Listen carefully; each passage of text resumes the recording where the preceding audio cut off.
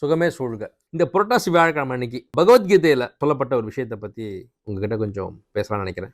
எது நடந்ததோ அது நன்றாகவே நடந்தது, எது நடக்கின்றதோ அது நன்றாகவே நடக்கின்றது, எது நடக்க இருக்கிறதோ அதுவும் நன்றாகவே நடக்கும். இது நம்ம எல்லாருக்குமே ரொம்ப ஃபேமஸா தெரிஞ்ச பகவத்கீதையோட கிருஷ்ணர் சொன்னக்கூடிய ஒரு வாசகம், ஒரு உபதேசம். இதை படிக்கிறதுக்கு, இதை வாசிக்கிறதுக்கு, இதை கேட்கறதுக்கு ரொம்ப சுலபமா இருக்கும். ஆனா நமக்கு சந்தோஷமான விஷயங்கள் நடந்தா ஓகே, எது நடந்ததோ நன்றாகவே நடந்ததுன்னு நம்ம வந்து கடந்து போயிடலாம். அவ்வளவு சிறப்பான விஷயம் நடக்கல, அப்போ இது எப்படி பொருந்தி போகும்? கஷ்டம் தானே. ஆனா உண்மை அதுதான். நம்ம ஒருத்தர் ரொம்ப நம்பியிருப்போம், அவங்களும் நம்ம கிட்ட ரொம்ப நல்லவங்க மாதிரி நடிச்சிருப்பாங்க. ஆனா கொஞ்ச நாள் கழிச்சு தான் நமக்கு தெரியும் நம்ம ஏமாற்றப்பட்டு கொண்டிருக்கிறோம் அப்படின்ட்டு. அவங்க ஏமாத்திட்டு இருக்காங்க, நம்ம ஏமாந்துட்டு இருக்கோம்னு நம்ம உணரும் அந்த நொடி இருக்கு இல்லையா, அப்ப நம்ம எப்படி இருப்போம்னா திருப்பி ரியாக்ட் பண்ண முடியாது. இப்படி ஒருத்தர்கிட்ட பழகினோமா, இப்படி ஒரு சுச்சுவேஷன் நம்ம இருந்திருக்கோமா, இது கூட நம்ம புரிஞ்சுக்காம இருந்திருக்கோமே அப்படின்னு அதிர்ச்சியா இருக்கும். அந்த நேரத்தில் நம்ம ரியாக்ட் கூட பண்ண முடியாது.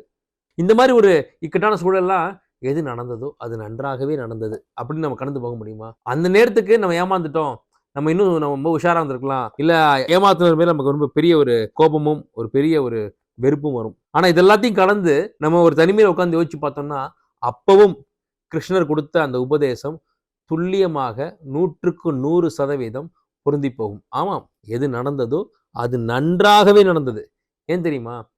ஒருத்தர் நம்மளை ஏமாத்தல அப்படின்னா ஏமாற்றத்தோட வழி இருக்கு இல்லையா, அது எப்படி இருக்கும் அப்படின்னு நமக்கு தெரியாது இல்லையா. ஏமாற்றத்தை அனுபவித்ததுக்கு பிறகான வாழ்க்கை இருக்கு இல்லையா, அந்த ஏமாற்றத்தை இனி ஒரு தடவை நம்ம யாருக்கிட்டையும் சந்திக்கவே கூடாதுன்ற ஒரு மனப்பான்மை வளர்த்துக்கிட்டு இருப்போம்.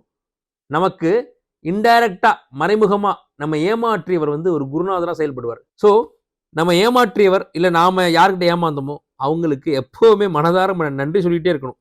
ஏன்னா அவர்கள் தான் நம்மளுடைய ஆசான். அவர்கள் நம்மளை ஏமாத்ததுக்கு அப்புறம் தான் நம்ம எவ்வளவு பெரிய ஏமாளிங்கிறதே உணர்ந்திருப்போம். உங்களை ரொம்ப ரொம்ப நம்பிக்கையை கொடுத்து ஏமாத்தினவங்களை அவர்களை மன்னித்து விடுங்கள், ஆனால் மறக்காதீர்கள். உங்களுக்கு சிறப்பான விஷயமா இருந்துட்டா பரவாயில்ல, உங்களை காயப்படுத்திய விஷயம் நடந்தா கூட அது நன்றாகவே நடந்தது. அட்லீஸ்ட் அந்த சம்பவமோ அந்த நபரோ உங்களுக்கு கடைசி வரைக்கும் உங்க மனசுல ஒரு ஆறாத காயத்தை வடுவை ஏற்படுத்தி உங்களை நல்வழிப்படுத்துறாங்கன்றத உணர்ந்துக்குங்க. நிச்சயமா கிருஷ்ணர் சொன்னது உண்மை. எது நடந்ததோ அது நன்றாகவே நடந்தது, எது நடக்கின்றதோ அது நன்றாகவே நடக்கின்றது, எது நடக்க இருக்கிறதோ அதுவும் நன்றாகவே நடக்கும். சுகமே சூழ்க.